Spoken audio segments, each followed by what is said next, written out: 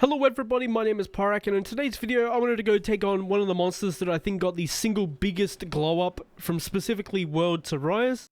Now if you've played Rise you probably know exactly which monster I'm talking about, but of course it's Kushala Daora. I think he got the single best moveset change and like attitude change to what he had in World, where you basically can't approach him with a lot of melee weapons outside of like headlocking him and somewhat cheap strats like that.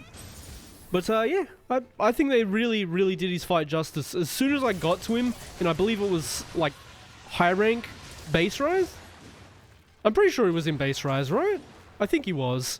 He got such a massive improvement on his moveset that made him really enjoyable to fight. From a monster that you would bring Sticky to and just absolutely cheese him down, to one you could probably bring any weapon to and he's actually a good time to fight. Obviously, I went to go fight the Risen variation here, because honestly, if I was to fight the regular Master Rank version, it kind of just feels like I'm bullying something that's low or high rank, because there's not a whole lot he can do, that and he doesn't have enough health, even though this is probably... I don't know the actual stats behind him. I feel like Kushala's extremely tanky in this. It might be because of the hit zones, but he feels very healthy on pretty much any weapon you build, or like any weapon that you bring to him. Feels very tanky. Oh, into stomps. Also glad they brought the Dragonic energy back. I know that was a thing that they had in the older games, and then they removed it in World for whatever reason. He stomps out of that. But yeah, I really like this fight. I think they did a great job with him, and I hope they keep it this way, because actually being able to fight him, he's such a cool design. It's just a big metallic dragon with like Dragonic energy and black smoke, which was another thing I'm pretty sure they removed, was the black smoke effect that he had from older games. Yeah, this stuff. See? All the black smoke going around him. No. Does he tornadoes in that? He does. And then he lands off it. Down you get. Come on. There you go. Spin. I'm pretty sure it's just bad hit zones that make him feel tanky. Obviously, it's a bit unfair to say this monster had the biggest glow up when it's got the Risen state like this, which he's not in yet. If you haven't seen it, he's not in Risen state yet. But outside of that's why I mentioned the high rank and master rank variation being fantastic. Obviously, this added a lot more to it, but as a baseline, it was already really good and really solid to fight. Okay, we got lottery box. What are you cooking there, Ibuki? Cook me up a Kitinator, maybe? Ah, Flash Bombay. I don't need that. Give me a Kitinator, that's what we want. 1 and 2. Just keep going for these arms and face if I can. Best elemental hit zone for me, which we definitely want on dual blades, as well as like any elemental based weapon, because there's like 80% elemental damage on it. Here we go, now he's rising up, and then he does this stuff, where he's like, I'm gonna instant nuke and send tornadoes everywhere. It's pretty sick. And then he stomps. Then he jumps back and does a big ball attack.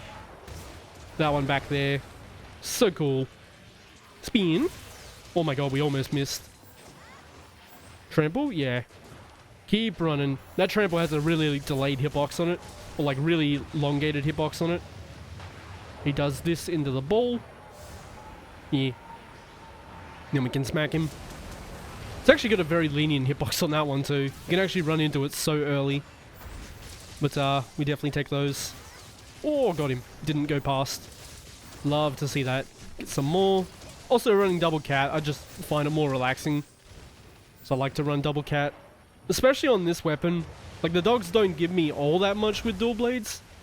So it's like not the biggest thing in the world to have it. That and dual blades pump out damage like crazy anyway. So it's not that big of a deal. Ooh, good stagger. I was about to get hit. The sweep. Give me that attack buff, why not? Oh, okay. Yeah, I pretty much missed that. We'll take it though. This is also the no health drain variation, so we are doing a little bit less damage than normal.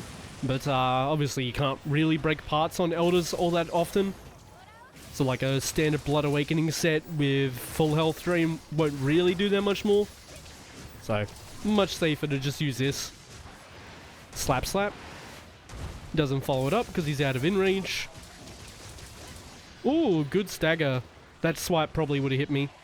Breath, that has a really delayed hitbox as well, and it hits close to him. You can stomp out of that or trample. 1 and 2, again keep running because that has a very long hitbox on it. Nope. Back into his arm. At least somewhat into the arm. Make sure it hits at least. Nice and simple. The breath is going to hit me. See? There's a very, very big hitbox on that. Which is fine. No, mate. None of that, sir. Wonder if I can spiral off that. I can! Okay, good to know. Can definitely spiral off that. It even takes a moment. Spin. Incoming. More spin. That's going to hit me. Oh, it should have. Definitely dodged the wrong way. That's fine. Go forward. Nope. And no second one. That's fair. Get some damage into him. About to go out of purple sharpness, so I'm going to quickly get some sharpness with Einstein Silk. He does his nuke again because he went into Risen. He always backs up there, so as long as you don't approach him, it should be fine. Nope. Spin. Nice and juicy damage. Oh. Interesting AI. I wonder why he chose that. Don't think I have enough time there. Oh, unless we get a knockdown. We love that. Let it scoot past. Because otherwise I'm just going to miss.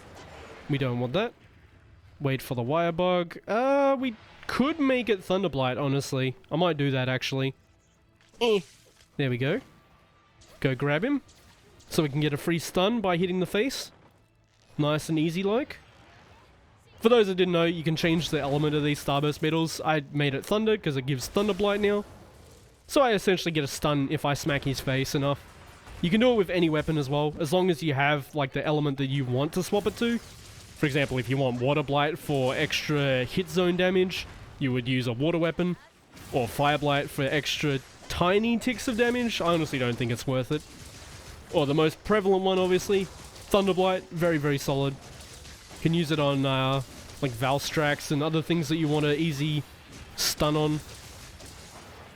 Or like things you can generally use that element on at least. Nice and simple. Nope. Could even set it up with Thunder early on if you wanted, like, and then just Farcast away. I don't know if people actually do that, but you could definitely set it up to be Thunder before the hunt, or like before you start the combat. But yeah, it's just a small thing you can do.